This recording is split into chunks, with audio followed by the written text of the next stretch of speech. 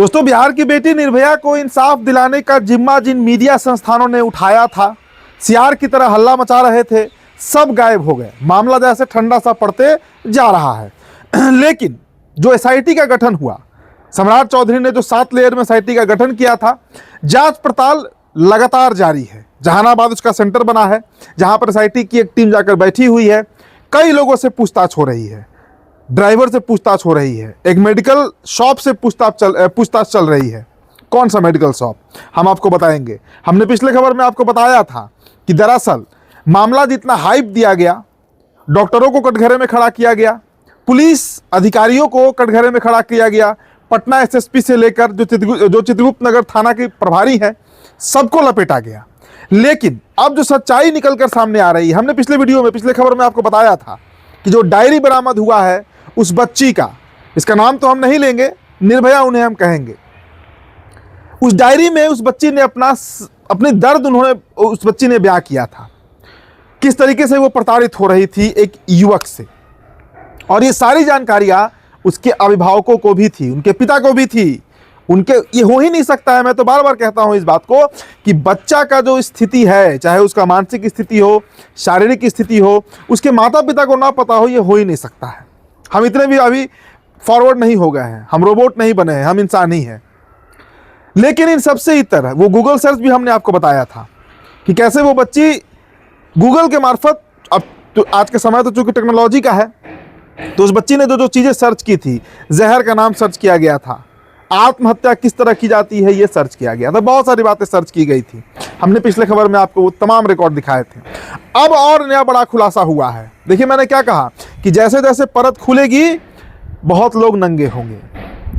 और मीडिया जितना हाइप बना रही थी उस हॉस्टल को लेकर, मनीष रंजन को लेकर और उस अस्पताल को लेकर, मैं दोस्तों फिर कह रहा हूं कि मैं किसी को डिफेंड नहीं कर रहा हूं। अगर वो अपराधी हैं तो उन्हें सजा मिलनी चाहिए। लेकिन वो बच्ची जब जहानाबाद से आ रही थी पटना वापस, तब उसने कुछ ड्रग्स खरीदे थे। ड्रग्स जिसे दवाई भी कहते हैं, मेडिसिन भी आप कह सकते हैं। अरवल मोड़ के पास एक मेडिकल शॉप से बजाबते प्रिस्क्रिप्शन दिखाकर उसने नशीली दवाई खरीदी थी। वो दवा जिसे बेहोशी के लिए प्रयोग किया जाता है, जिसे नींद आता है। अब सवाल उठता है कि आखिरकार उस बच्ची को उस दवा की क्या जरूरत पड़ी। पहले हम चाहेंगे हमारे दर्शक देखें, ये वही दवा है जो उस बच्ची ने, उस निर्भया ने खरीदा था पटना आने से पहले।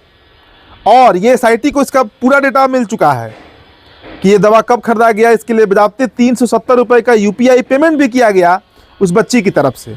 उस लड़की ने अपने बैंक अकाउंट से उस दवा का दुकान भी हम नहीं बताएंगे, लेकिन अरवल मोड़ पे वो दुकान है, बहुत बड़ा दुकान है, मेडिकल शॉप है, वहां से उस बच्ची ने खुद के लिए वो दवा खरीदा। अब अगर बिना प्रिस्क्रिप्शन का वो दवा वो मेडिकल स्टोर वाला दे दिया होता, दवा इतना कड़ा है मतलब आम लोगों के लिए कि बिना प्रिस्क्रिप्शन के, बिना डॉक्टर के मतलब सुझाए हुए वो दवा आप नहीं खरीद सकते हैं। तो आखिरकार उस बच्ची के पास वो प्रिस्क्रिप्शन आया कहाँ से, अब इसके बारे में भी आप जान लीजिए।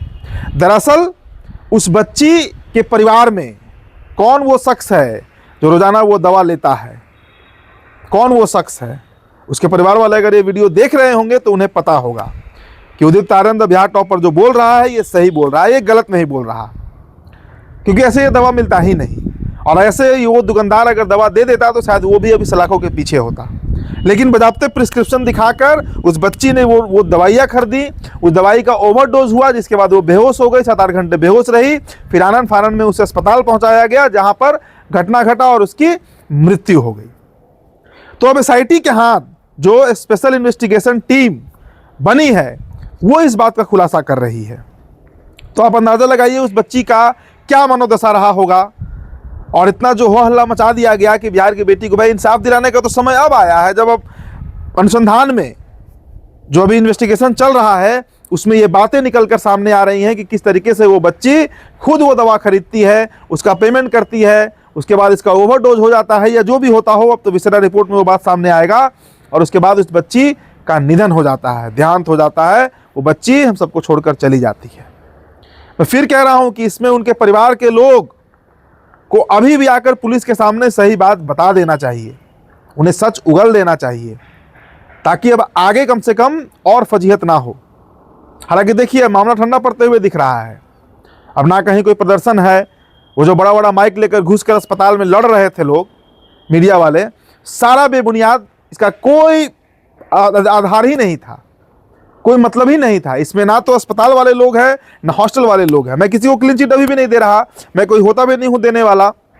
जांच जो एजेंसियां कर रही हैं, जो विभाग कर रहा है, उनके जिम्मे है सजा दिलवाना और रिपोर्ट सौंपना।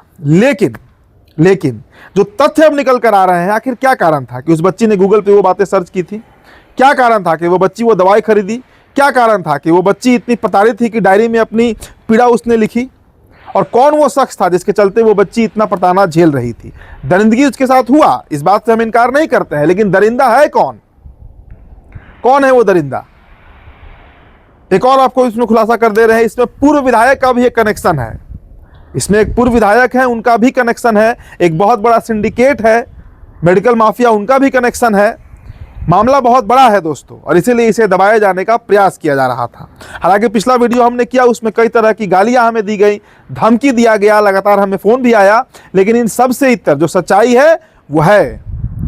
और बिहार पुलिस इस पर जांच कर रही है, सघन जांच चल रहा है, और आगे धीरे धीरे और भी खुलासे होंगे। इतना तो तय है कि वो बच्ची मानसिक रूप से स्वस्थ नहीं थी, पीड़ित थी, दुखी थी, और इस बात की जानकारी उनके माता को भी था, उनके पिता को भी था। इसके बावजूद वो लोग सच क्यों नहीं बता रहे हैं, ये भी एक बहुत बड़ी गुत्थी है। तो हम चाहेंगे कि एक बार फिर से हमारे दर्शक देखिए, ये वही दवा है जो उस बच्ची ने खरीदा था। अरवल मोड़ के पास एक मेडिकल शॉप है, वहां से इसके लिए बजाते 370 रुपए का, 370 रुपीज का पेमेंट भी किया गया, डिजिटल पेमेंट किया गया। मैं दोस्तों बार बार कहता हूं कि अब टेक्नोलॉजी का युग है, कुछ भी छुप नहीं सकता है। जो जांच एजेंसी के लोग हैं वो पहुंचे उस मेडिकल शॉप के पास नहीं, उस मेडिकल शॉप पर पहुंचे, वहां पर भी इसकी पड़ताल की गई है, और ये तमाम रिकॉर्ड बिहार पुलिस के पास उपलब्ध हैं। ये तमाम रिकॉर्ड बिहार पुलिस के पास उपलब्ध है, और अब इसके बाद जो जांच है वो दूसरे दिशा में मुड़ रही है। लेकिन अब वो मीडिया हाउसेस गायब है, अब टीआरपी मिलना नहीं है, व्यूज मिलना नहीं है, तो इस खबर को दबा देना है, खत्म कर देना है, क्योंकि इससे वास्ता खत्म हो गया। कोई क्रांति नहीं, कोई इकबाल नहीं, कोई इंसाफ नहीं। तो फिलहाल दोस्तों इस रिपोर्ट में इतना ही। मेरा नाम उदित तारन है, द बिहार टॉपर वीडियो आप देख रहे थे। बहुत बहुत शुक्रिया।